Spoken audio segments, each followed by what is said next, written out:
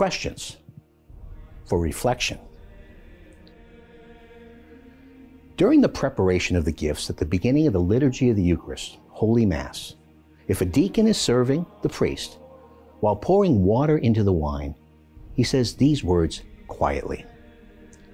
By the mystery of this water and wine, may we come to share in the divinity of Christ, who humbled himself to share in our humanity. Our first reading from the letter to the Hebrews reminds us of this profound mystery of our faith, the Incarnation, the second person of the Blessed Trinity, the Word through whom the whole universe was made, the only begotten Son of the Father, took on our humanity. And we share in his divinity. As the early fathers of the Church said in so many ways, he became like us so that we could become like him. Through his saving life, suffering, death, and resurrection, he paid the penalty for our sin and saved us from death, eternal separation from God. He saved us for a new way of life, lived in him by grace and through faith.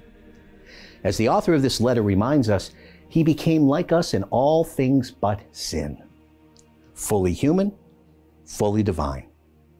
In his sacred humanity, Jesus Christ enters into our suffering and is filled with compassion for us. And the Greek root of the word compassion means to enter into the suffering of another. Jesus has entered into our struggles and suffering. He became weak so that we can become strong in him. Do we believe this?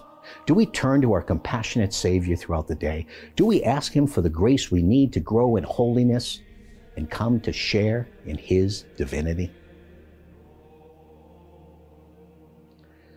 We see this compassion of Jesus, the entering into the suffering of another, when Jesus enters into the house of Simon Peter and his brother Andrew, as heard in the Gospel.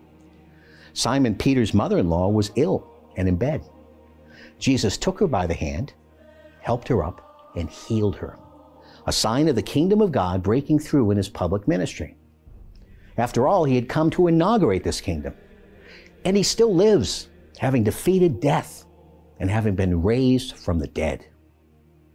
And notice Simon Peter's mother-in-law's response upon being healed. She immediately begins to serve the Lord. Each one of us struggles in life, and this same Jesus reaches out his hand to us. Do we recognize that it is his hand? Do we reach out to him? Do we recognize when he has healed us spiritually, emotionally, relationally, financially, or yes, physically?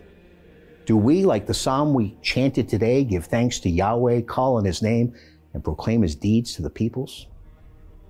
Let us choose to do so every day. After St. Mark tells us about the healing of Peter's mother-in-law, we hear that, quote, the whole town came crowding round the door, and he cured many who were sick with diseases of one kind or another. And further, that he also drove out many devils, but he would not allow them to speak because they knew who he was. Let's stop and consider this for a moment. We can listen to the gospel accounts and think they are only about things which happened 2,000 years ago. And yes, they are. But they are about much more. The ministry of Jesus continues today. He walks in our midst. For those with spiritual eyes to see, he is reaching out to heal and to deliver men and women from the bondage caused by sin and the reality of the devil. And yes, evil is real. The Catechism of the Catholic Church says, and I quote, Satan or the devil and the other demons are fallen angels who have freely refused to serve God and his plan. Their choice against God is definitive.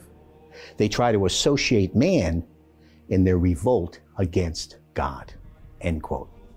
The devil's real, but the devil's been defeated by Jesus Christ. So when we experience efforts by the evil one to tempt us or move us off the path of following the Lord, we need to reach out and ask Jesus to do for us what he did for the people whom we heard of today in the gospel.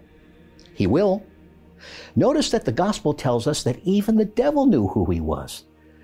There's a difference between knowing about Jesus and really knowing Jesus as Savior and Lord. Do we ask the Lord to free us from the darkness of sin and the lies of the evil one? When we pray the prayer that Jesus taught us, which we call the Our Father, and get to this line, and deliver us from evil, do we really ask for Him to free us from evil? We can, and He will.